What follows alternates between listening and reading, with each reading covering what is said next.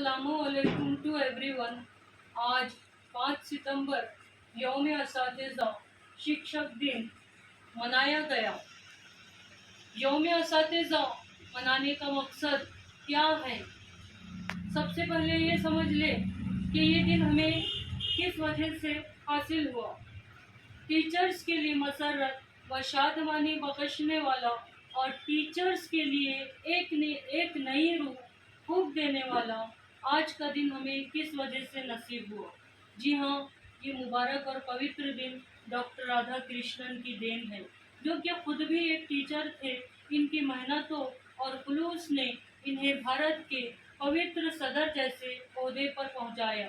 जब तक आप जिंदा रहे, अपने आप को एक टीचर ही की हैसियत से जानते रहे।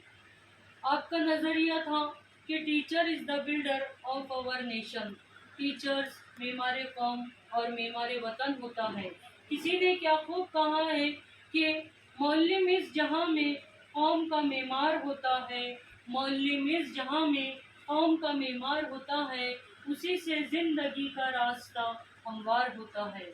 आज एक डॉक्टर, एक इंजीनियर, वकील, चाहे दुनिया का कोई भी किसी भी ओहदे पर फायज हो, चाहे वो वज़ीर आज़म हो, चाहे वो सदर हो, चाहे वो राष्ट्रपति हो, चाहे वो मुख्यमंत्री हो, हर एक ने तालीम हासिल की है तो उसी ने टीचर ही से तालीम हासिल की है।